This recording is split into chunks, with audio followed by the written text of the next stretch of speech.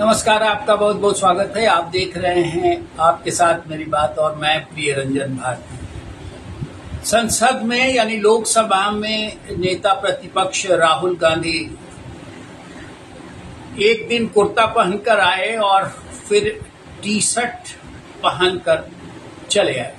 T shirt पहनकर आने के साथ उन्होंने नेता प्रतिपक्ष के बतौर पहले ही दिन लोगों को निराश कर दिया।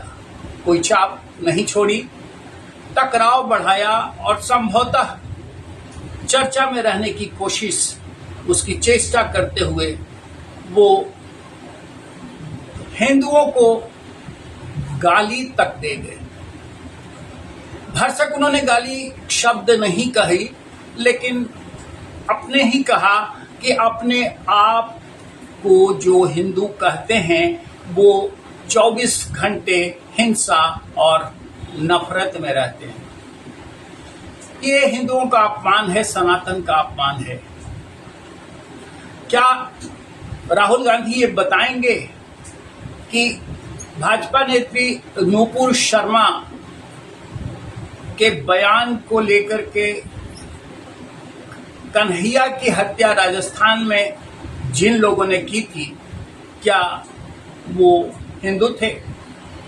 मॉब लिंचिंग के अनेक मामले देश भर में हुए और वो कुरान पर टिप्पणियों को लेकर के हुए। जिस तरह से नूपुर शर्मा का बयान विवादों में गिरा था, उनको सर कलम करने की धमकियां दी गई थी, मुल्लाओं ने दी थी।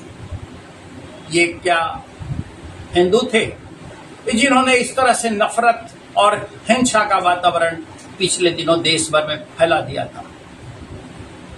और राहुल गांधी को ये नहीं भूलना चाहिए कि वो उस सनातन संस्कृति और सर्वाधिक धर्मनिरपेक्ष स्वभाव से होने वाला हिंदू इससे अपमानित महसूस कर रहा है। मैं भी एक हिंदू हूं, लेकिन क्या राहुल गांधी साबित कर सकते हैं कि मैं हिंसक हूं? मैं हिंसा फैलाता हूं, लोगों के बीच नफरत बांटता हूं। वो खुद मोहब्बत की दुकान चलाने का दावा करते हैं, लेकिन इस तरह का नफरती भाषण शायद ही किसी ने दिया होगा अब तक। आपको अच्छी तरह याद होगा, मुझे तो याद है बढ़िया से, कुछ दिनों पहले पूर्व मुख्यमंत्री बिहार के जीतन राम मांझी ने राम को काल्पनिक बताया था और कर्मकांडी ब्राह्मणों के बारे में क्या नहीं कहा था।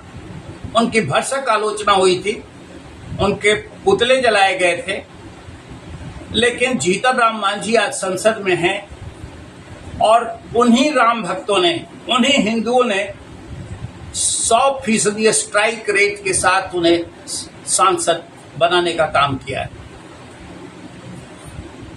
ऐसे नेता, मैं खासकर राहुल गांधी की बात करना चाहता हूं, वो भूल गए कि जिन हिंदुओं को अपमानित करने की वो चेष्टा कर रहे हैं, उनका इशारा भारतीय जनता पार्टी और आरएसएस की तरफ था, लेकिन वो ये भूल गए कि 24 करोड़ मतदाताओं ने भारतीय जनता पार्टी को 2024 के लोकसभा चुनाव में अपना वोट देकर विजयी बनाया था। तो क्या ये 24 करोड़ हिंदू 24 घंटे हिंसा फैलाते हैं, नफरत करते हैं, जिसका दावा राहुल गांधी कर रहे हैं? लगता नहीं कि वो भारतीय जनता पार्टी को विरोधी मानते हैं, ऐसा लगता है कि वो शत्रु मान रहे हैं और शत्रु मानकर ही कोई इस तरह की भाषा में उंगलियां दिखाकर टेस्ट में बात करता है। वह संविधान बचाने की दुहाई देते हैं और कहते हैं कि संविधान उन्होंने ही बचाया, लेकिन वो ये भूल जाते हैं कि उन्हीं की दादी इंदिरा गांधी ने आपातकाल घोषित किया था और संविधान की धज्जियां उड़ा दी थी। नेताओं को, राजनेताओं को जेल में ठूस दिया था और यहां तक निर्णय कर दिया था कि संसद से पारित कोई भी कानून अदालत नहीं बदल सकता है, अदालत टिप्पणी तक नहीं कर सकता है। क्या हुआ था उसके बाद के चुनाव में, शायद उनको इतिहास पलट कर देख लेना चाहिए। फिर सुपड़ा साफ हो गया था कांग्रेस का और 1977 में जनता पार्टी की भारी विजय के साथ सरकार बनी थी केंद्र में। कई नेता, जॉर्ज फर्नांडिस सरी के नेता जेल में हथकड़ी डाले रहकर भी चुनाव जीत कर आए थे। लगता है कि राहुल गांधी अभी चुनावी मुद्रा में ही हैं। जिस तरह से वो भाषण दे रहे हैं और जिस तरह का वक्तव्य दे रहे हैं, उसी तरह की भाषा उन्होंने चुनावी सभाओं में की थी। वो लगातार संविधान खतरे में है कि दुहाई देते रह रहे थे और इसी तरह के भाषण की स्टाइल उनकी लोकसभा चुनाव में देखी गई थी। लेकिन मैं आपसे ये इससे पहले भी वीडियो साझा कर चुका हूं कि उन्हें अभी चुनावी मोड से बाहर आने की जरूरत है। वो भारतीय संसद के एक जिम्मेदार व्यक्ति, नेता प्रतिपक्ष चुने गए हैं। आपातकाल उनकी दादी ने लगाया, वो उसी कुल के हैं। और सबसे महत्वपूर्ण ये है कि जिन हिंदुओं को ये अपमानित कर रहे हैं और हिंदुओं को नफरती और हिंसक बता रहे हैं, उसी कांग्रेस की देन आपातकाल की आलोचना करने से वो तिलमिला उठते हैं। आखिर ऐसा क्यों है? इसका जवाब क्या राहुल गांधी दे पाएंगे? राहुल गांधी को ये नहीं भूलना चाहिए कि संविधान बदला था, बल्कि पूरा का पूरा देश झकझोर दिया गया था। ये तानाशाही नहीं तो और क्या थी? सरकार की आलोचना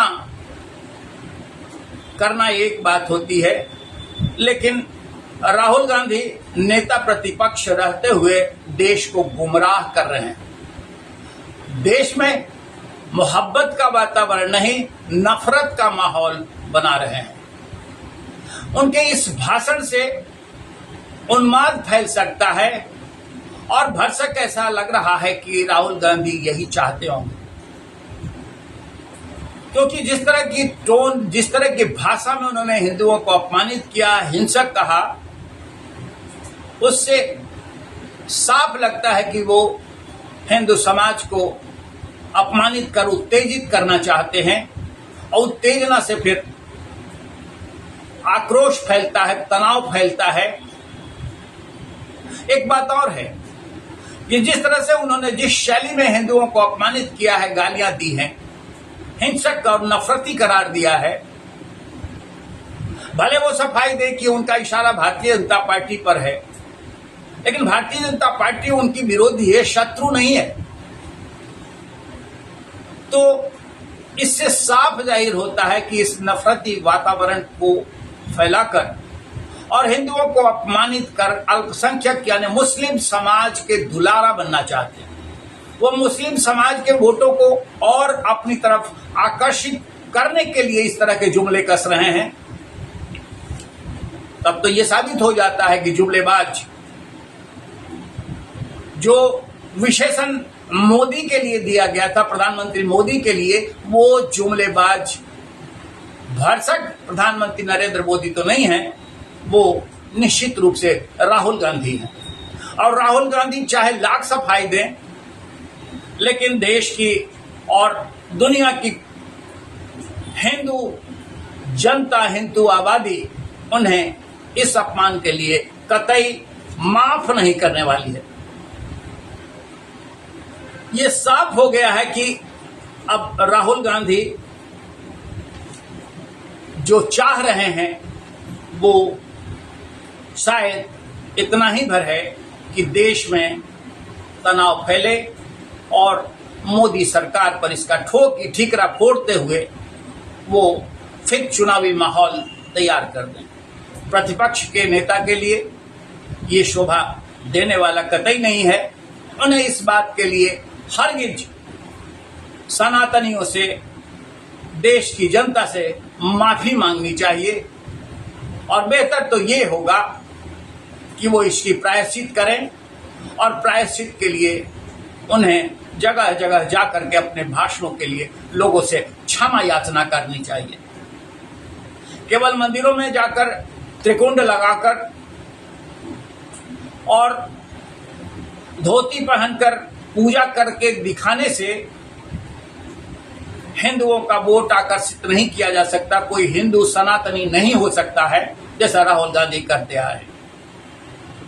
अब ये पोंगा पंथ उन्हें छोड़ना होगा। एक विपक्ष के नेता हैं,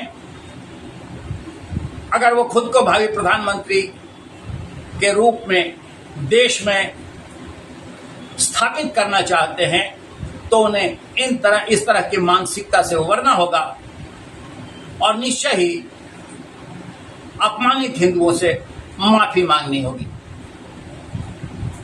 क्या करेंगे राहुल गांधी मैं नहीं जानता, लेकिन इतना तो जानता हूं कि मैं उनके इस वक्तव्य से आहत हुआ हूं, घोर कष्ट में पहुंचा हूं और मुझे लगता है कि देश के बहुसंख्यक हिंदू समाज में इसी तरह की भावना होगी।